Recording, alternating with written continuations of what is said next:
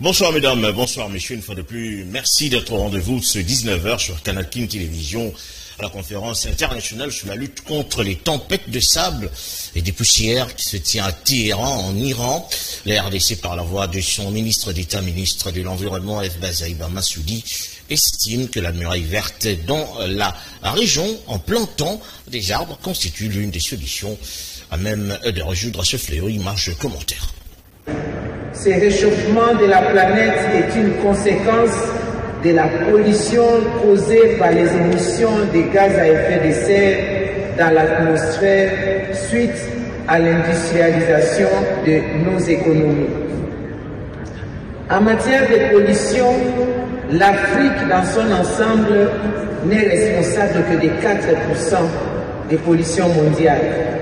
80% des pollutions sont de la responsabilité des pays de G20 et les 16 autres % sont partagés par les pays à économie intermédiaire. Mon pays mérite l'attention du monde car il joue un rôle très important pour la sauvegarde des humanités.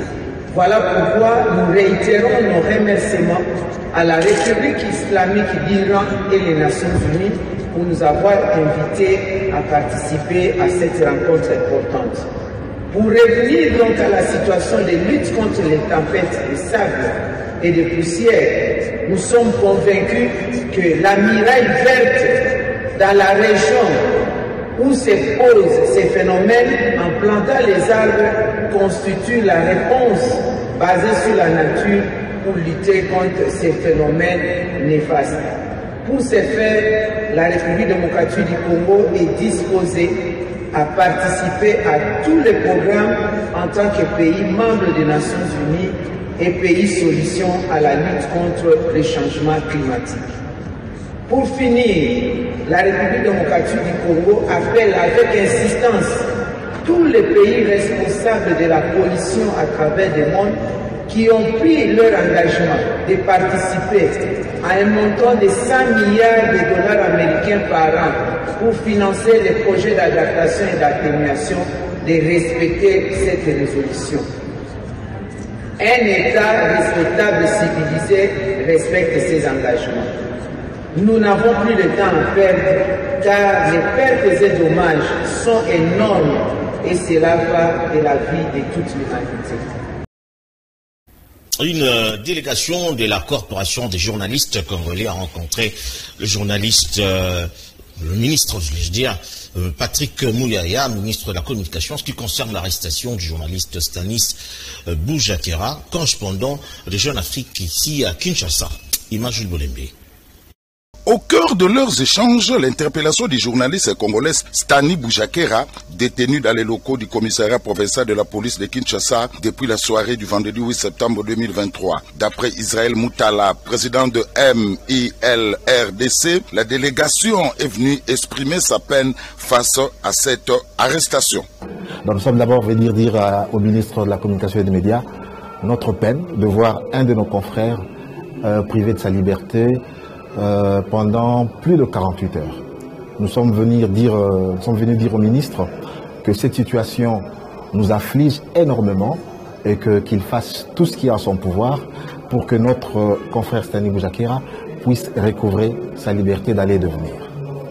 En tout cas, nous avons trouvé une oreille attentive du ministre qui a dit qu'il fera le suivi de ce dossier, mais en tenant compte justement du principe de la séparation du pouvoir. Mais il a été très attentif aux préoccupations de toutes les organisations professionnelles de la presse qui sont réunies ici et qui font bloc pour que Stanis Boujakera recouvre dans le plus bref délai sa liberté d'aller et de venir qui lui a été privée voici 72 heures. Notre principale demande ici, c'est d'abord que Stanis puisse comparaître en homme libre. Donc s'il y a des charges qui pèsent encore contre lui, il peut se défendre en homme libre. De son côté, le ministre leur a accordé toute l'attention et leur a réitéré son engagement à continuer à faire le suivi du dossier dans le cadre de la séparation des pouvoirs, afin de parvenir à son dénouement, car il s'agit d'une question qui relève pleinement de la compétence judiciaire. Il a été très attentif à toutes leurs préoccupations des structures de la corporation des journalistes qui fait bloc pour que ces journalistes recouvrent sa liberté au plus vite. Cette délégation était composée de membres de l'Union nationale de la presse du Congo, l'Association nationale des éditeurs du Congo, l'Association des correspondants des médias étrangers, l'Association des médias en ligne du Congo et tant d'autres. Une semaine après la rentrée scolaire, une équipe de Canal King Télévision est descendue sur terrain pour palper du doigt l'effectivité de cette rentrée et aussi s'assurer du bon déroulement de toute activité scolaire ici dans la ville-province de Kinshasa. Mariam Bongo, Shomekashima. La rentrée scolaire 2023-2024 a bien débuté le 4 septembre. Nous sommes ici en République démocratique du Congo. Une semaine après, les cours ont commencé et déjà, quelques écoles essaient de prendre la vitesse de croisière. Les élèves sont là et ceux qui avaient pris du retard sont aussi présents pour le début de cette semaine, pour le plus grand bonheur des maîtres et des maîtresses. La semaine qui est passée, on n'avait pas beaucoup d'enfants. Mais les lundis ici aujourd'hui, nous avons beaucoup d'inscrits. Il y en a aussi beaucoup qui étaient déjà inscrits, mais ils ont commencé à venir aujourd'hui. Bon, les Congolais sont habitués. Hein. Après la rentrée, avant la rentrée, ils prennent même 2 semaines, 1 semaine à la maison avant de venir à l'école. Mais je dis aux parents, parce que les cours ont déjà commencé. Si l'État donne les calendriers, nous suivons les calendriers qu'on a donnés. Il faut aussi les parents nous aident aussi à commencer avec les enfants les calendriers pour qu'on termine bien les calendriers. Je demande à tous les parents qui ont laissé les enfants à la maison, qu'ils attendent toujours qu'ils viennent avec les enfants à l'école. Parce que nous attendons les enfants à l'école pour que nous commençons notre programme. Parce qu'il y en a le programme qui est fixé du 4 jusqu'au 2 juillet. Le lundi passé, c'était la rentrée officielle, mais aujourd'hui, c'est la rentrée effective. C'est la rentrée effective, vous voyez déjà l'engouement des parents et des élèves. Donc, aujourd'hui, les bonnes choses commencent. Parce que la semaine passée, les enfants venaient à compte-gouttes, mais maintenant, c'est vraiment la rentrée effective. Et nous démarrons les choses telles qu'elles sont prévues. À Kinshasa, le gouvernement provincial a lancé un message aux conducteurs des taxis, les taxibus ainsi que les conducteurs de véhicules personnels sur un moratoire de 2 semaines pour la vignette. S'interroger à ces sujets, ces conducteurs des transports en commun s'accusent les uns les autres sur le non-respect des deadlines de l'achat des vignettes. Nassim Yanda, Pichu Lizaza, reportage. Un moratoire de 2 semaines accordé aux personnes physiques et morales assujetties à l'impôt sur le véhicule et à la taxe spéciale de circulation routière. Ces communiqués de la Direction générale de recettes de Kinshasa suscitent de réactions. Les conducteurs de véhicules personnels se plaignent déjà des tracasseries des agents commis sur terrain. Moi, je crois que c'est nos frères là de transport n'ont pas la bonne foi.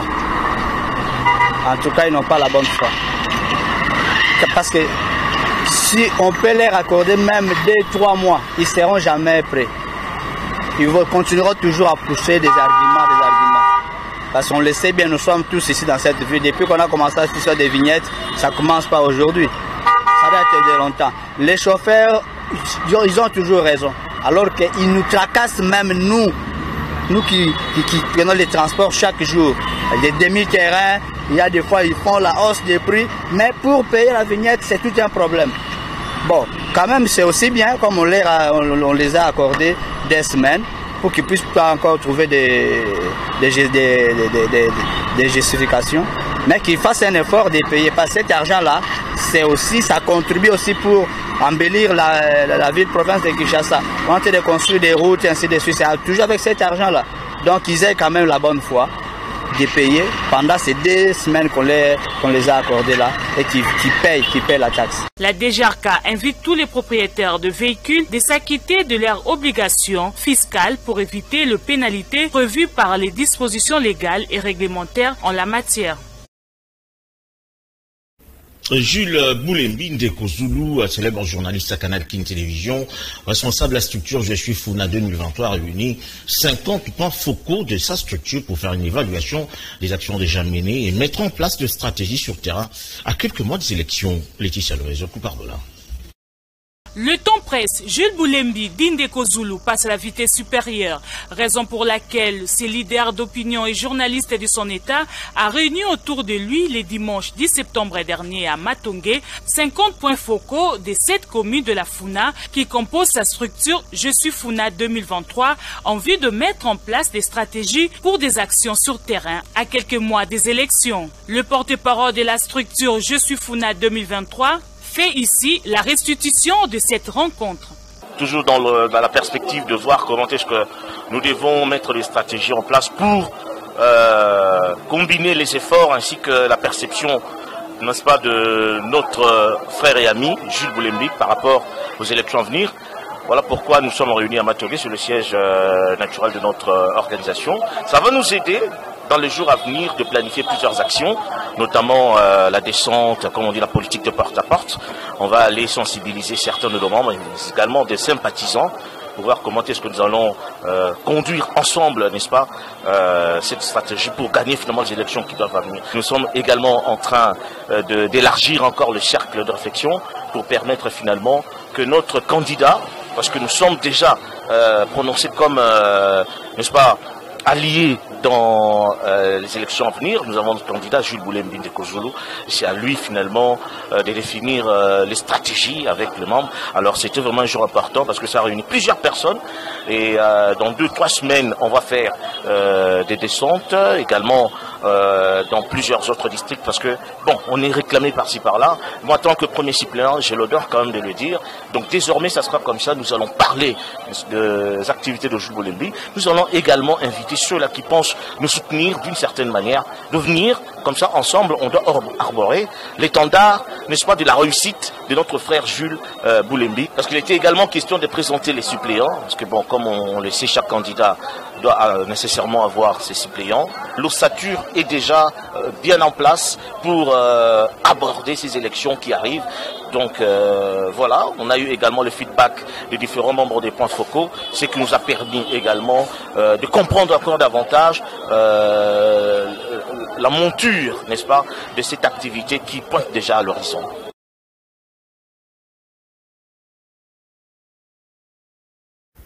Voilà, c'était donc Jules Boulembi dans sa structure Je suis Funa 2023.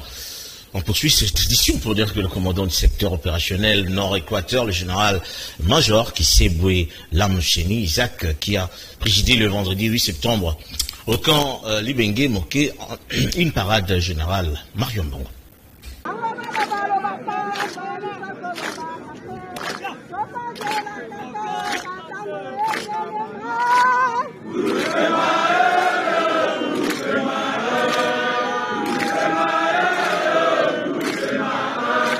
Le commandant secteur opérationnel Nord-Équateur, le général-major Kisebwe Lamousseni Isaac, a organisé la parade générale des garnisons de Guémena le vendredi 8 septembre au camp Libenge Moké. Au cours de cette parade mixte, forces armées de la République démocratique du Congo et police nationale congolaise, le commandant secteur opérationnel Nord-Équateur a, de prime abord, présenté les officiers généraux et supérieurs de FARDC et ceux de la PNC nouvellement affectés dans l'espace Nord-Équateur. Il s'agit notamment du commissaire divisionnaire Kamana Kanold, commissaire provincial de la PNC Sud Ubangi, du général de brigade Louesso Innocent, commandant secteur opérationnel Nord-Équateur, adjoint en charge des opérations et de renseignement, du commissaire supérieur principal Bossangi, commissaire provincial adjoint en charge de l'administration, du commissaire supérieur principal Bachala, commissaire provincial adjoint en charge de la police judiciaire, du commissaire supérieur principal Kinwani, commissaire provincial adjoint adjoint en charge d'appui et de gestion, et enfin du lieutenant-colonel Botulungano Boussala Ernest, T2 du secteur opérationnel Nord-Équateur. Profitant de cette occasion, le général-major Kisebwe Lamousseni Isaac a exhorté les éléments des FARDC et ceux de la PNC de la garnison de Gemena à observer la discipline pendant l'exercice de leur métier et a appelé à l'étroite collaboration entre ces deux structures de sécurité. Parlons à présent de la discipline. Soldats ou policiers, si tu n'es pas de service, ne te promène pas avec la tenue. Si tu te promènes en tenue partout, au marché ou dans les bars, c'est honteux. Il serait préférable que tu portes la tenue civile lorsque tu fais tes courses privées. En ce moment, tu es comme le poisson dans l'eau. Tout celui qu'on va surprendre en train de déambuler avec la tenue, il sera d'office arrêté et déféré devant l'auditeur. Aussi, tout celui qu'on va surprendre en train de déranger les paisibles citoyens, surtout à l'approche des fêtes des Nouvel An et des Nativités, il sera arrêté. Tu n'es pas de service, promène-toi avec la tenue civile. Nous voulons que dans ce secteur, que dans cette province, qu'il règne de la discipline militaire. Pour terminer, que Dieu nous bénisse. Pour terminer, Zambé apambola biso, amen. Après la parade générale, tous les officiers généraux et supérieurs des FARDC et ceux de la PNC ont été conviés à l'état-major du secteur opérationnel Nord-Équateur pour un rafraîchissement et des échanges amicaux. La République démocratique du Congo a organisé à Kinshasa, la salle Garamba du bâtiment administratif, un atelier national de lancement et de validation du registre des sociétés coopératives.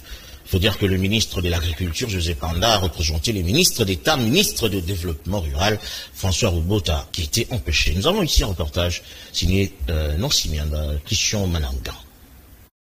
Le ministre José Panda a représenté le ministre d'État au développement rural François Roubota en mission de service. C'était au cours de l'atelier national de lancement et de validation du registre des sociétés coopératives en République démocratique du Congo, organisé à Kinshasa, en la salle Garamba du bâtiment administratif Paul Panda Farnana.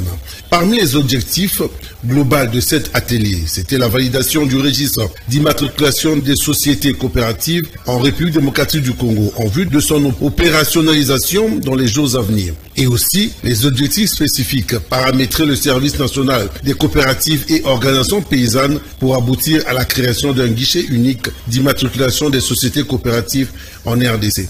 Vous avez suivi les différentes réunions que les présidents y a à tenir. Le président de la République a tenu qu'on rende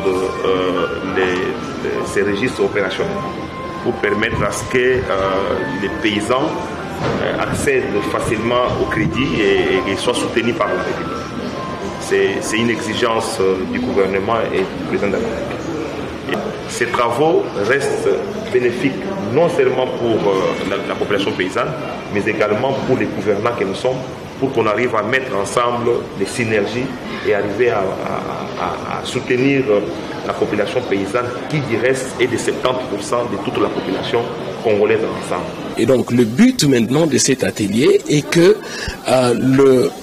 d'amener le gouvernement congolais à s'aligner dans les prescrits de l'acte uniforme OHADA relatif aux sociétés coopératives, de manière à leur conférer un statut juridique propre aux sociétés coopératives. Et de ce fait, cela pourra clarifier leurs relations avec les différents services d'assiette du gouvernement congolais. En sport, après leur qualification à la Coupe d'Afrique de Nations, il faut dire que la Côte d'Ivoire 2023, en battant le Soudan au stade Martyr, c'était le samedi, 2-0 pour le compte de Léopard. Ils vont dire qu'ils ont été conviés à un dîner offert par le chef de l'État, Félix-Antoine Tshilombo Tshisekedi. Image de commentaire.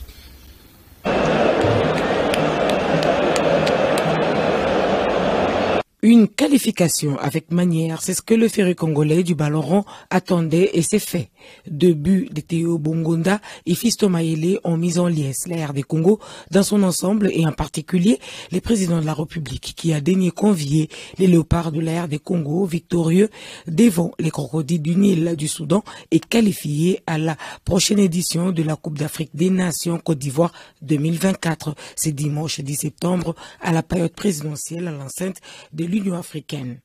Ce 20e ticket africain est un motif de fierté pour le premier citoyen de la République et le plus averti. Quelqu'un a eu l'idée d'aller dénicher l'oiseau rare, Sébastien Desabre, ce coach qui ne cesse vraiment pas de m'étonner et qui en une année, on va dire, a fait de vous une équipe qui, à mon avis, va encore surprendre. Je suis très fier de vous et au nom de toute la République, du peuple congolais, j'aimerais vraiment vous féliciter.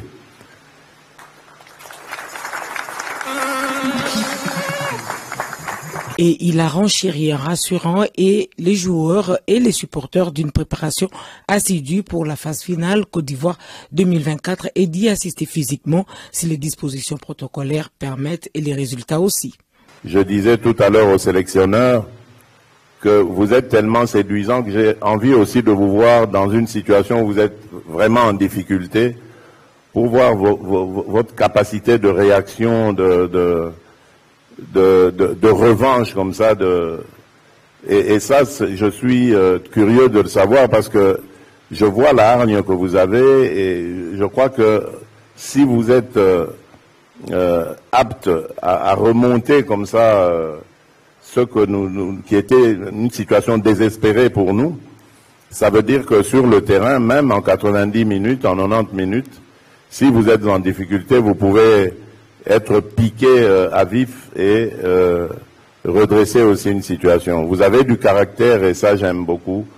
Et c'est pour ça que vraiment je souhaite que cette équipe aille de l'avant. Les acteurs confiants avec en prime une gratitude pour le soutien leur apporté par le président de la République malgré la mauvaise entame donne de la voix. On a fait parce que j'ai pas joué seul sur le terrain.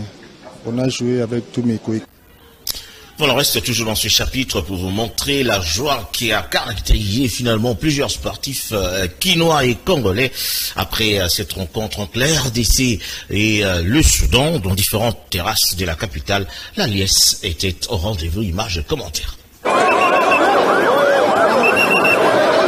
Ils ont cru à leur équipe nationale. Les supporters des Léopards de la République démocratique du Congo étaient dans la plupart dans les terrasses pour suivre leur équipe nationale qui jouait contre l'équipe du Soudan. Le stress était permanent et le cœur battait la chamade. Pour les supporters, fort heureusement, les Léopards ont remporté cette rencontre très cruciale et qui les a qualifiés en Coupe d'Afrique des Nations au mois de janvier 2024 en Côte d'Ivoire.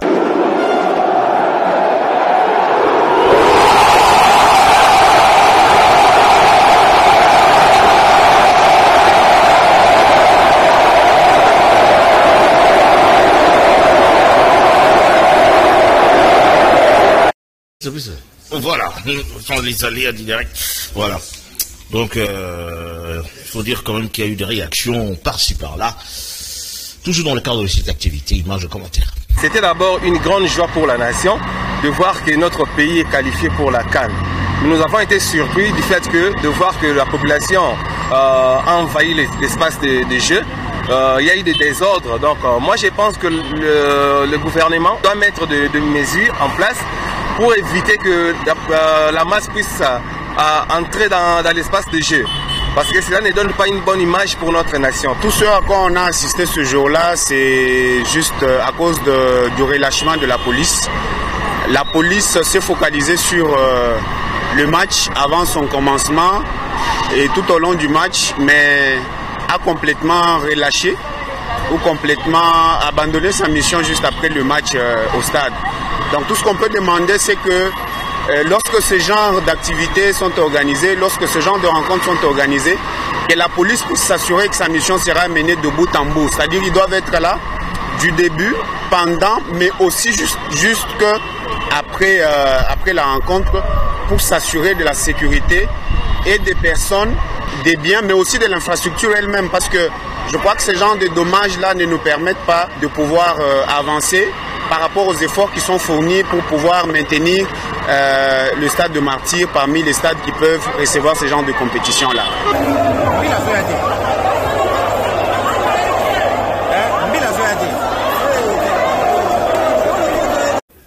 Voilà, c'était donc le Sporter sur terrain. Voilà, c'est par là que finalement prend fin cette édition. Merci à vous de l'avoir suivi. Merci à toute l'équipe qui a été pilotée par Mario Mbongo, Laetitia Lou, Rodi, Lou, Adio, Freddy, Soumaïli, Nancy Mianda, Johnny Binda, Pati Sumbu, ainsi que plusieurs autres journalistes sous la main férue de Jules Boulembi, directeur des informations. C'est par là que prend fin, comme je l'ai dit, et à la prochaine.